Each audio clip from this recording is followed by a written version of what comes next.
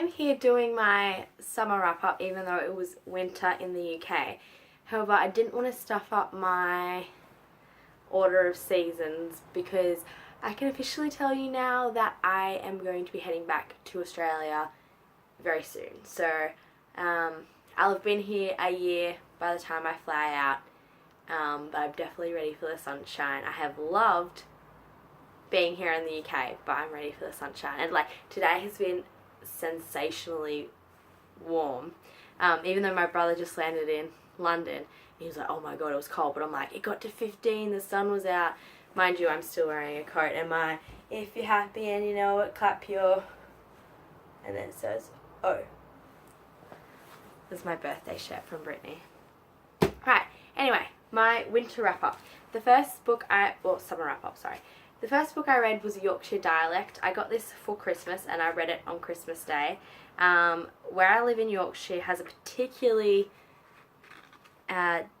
unusual accent and dialect, and it's so great because I've learnt so many words, and some of the things kids say at school I'll just be like, I honestly have no idea what you're talking about. And so it was really cool to read some of these because there's some really great words, like ones that my kids use all the time. Sorry, I like raped. It's rape nice. What else did I say? Oh, poorly. I've got a poorly, like a sore. I'm poorly as in I've got a cold. They say sick as if you're sick, you've been sick. Sick is vomit, not sick. Like if you say, oh, were you sick? You can't be sick with the cold. Sick is vomiting. And for some reason, those are the only two I can remember. Guion, short for give over, like stop it, don't. Nout, nothing, out, anything. Anyhow, I loved reading this. It was really funny, and I do really, really love where I live, so it's nice to be able to take this home with me. I then read. Wait, let me check that I'm doing this right. Nope, I did it wrong. No, I did it right. E and D. Why? I wrote myself a list and I've already forgotten E and D. Yeah, no, I was right, sorry. Our Endless Numbered Days, E and D. This book is by Claire Fuller. I picked it up, as you can see, at the Doncaster Book Exchange for 50p. And it's about this girl who grows up in the woods in Germany because her dad was like part of this movement where they thought the world was going to end, and he ends up taking her here because he has a big fallout, and he tells her that the world has ended and that there's nothing beyond the ridge, and so she grows up there with him, and then it's just really interesting because you get to see how her life unfolds and how her dad's mental stability deteriorates, and how she eventually, her story comes to an end, or doesn't come to an end, but I'm not going to spoil it for you. Loved this book. It was really, really good. I think I read this on a plane when I was actually in Germany. Yeah, so that fits. I then read Eat, Pray, Love, Maybe Do It. I'm a huge fan of the Eat, Pray, Love book. I did recently watch the movie and I did not like it. However, I did really, really like this.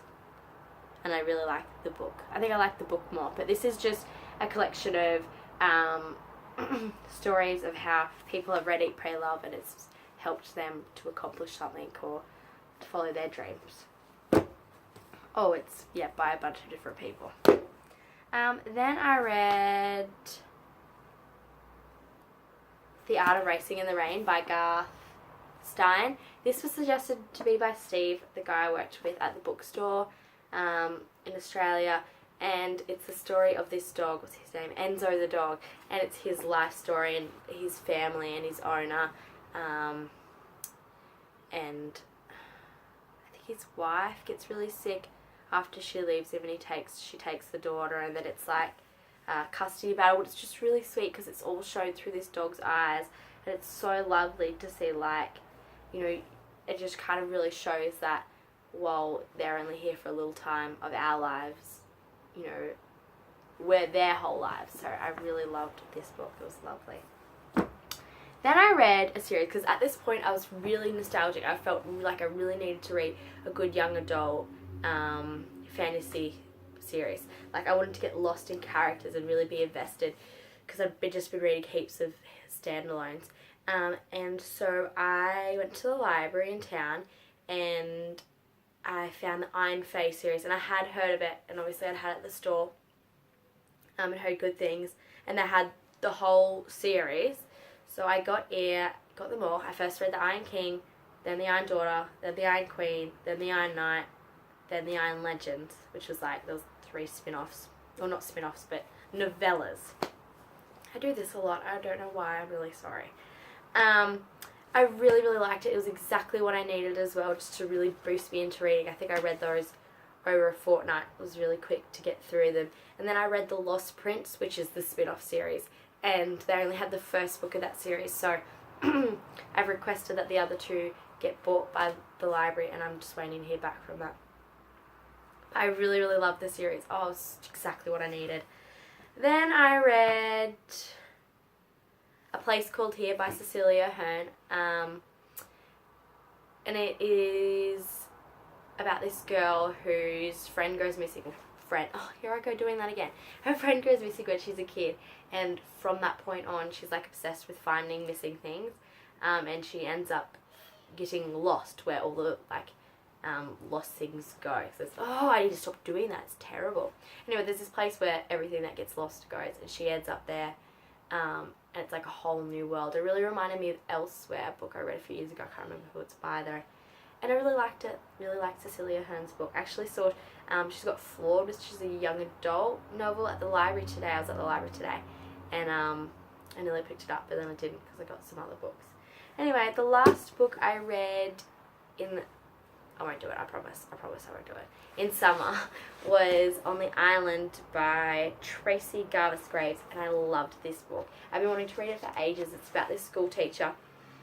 Actually, she's a high school teacher, but she's tutoring this 17-year-old who's just recovered from cancer in the Maldives, but their plane goes down and they end up getting stuck there for about 5 years or something. And I love survival stories. Like, that's why I picked up Endless Number of Days, because I love survival stories and books that kind of show living on the land and having nothing. And so it's about her and this boy who quickly becomes a man, TJ, and how they fall in love, and then what life's like for them when they finally get found and come back to, I think they live in Chicago? Can't remember. Anyway, loved it. It was really great, and I found out actually that there's a spin-off book to this. Oh, I really want to read it. And that was all I read. So I think I read a total of 1, 2, 3, 4, 5, 6, 7, 8, 9, 10, 11, 12. 12 books in summer, which is actually pretty good for me since I've been over here. 4 books, the average is 4 books a month. And yeah, at the moment, I haven't read that many through March. I think just because I'm reading 2 books that are quite slow and really chunky, so I'm still getting through them. But anyway, you will soon see. I guess it won't be long until I'll be uploading my what will be autumn wrap up, and then my next one will be winter wrap up from back in Australia. So yeah, great seeing you all. I'll try and do some other videos as well. My flatmate, she's eager to do a tag video, so stay tuned for that. Thanks for all your positive messages. Really happy to be back. Talk soon. Bye.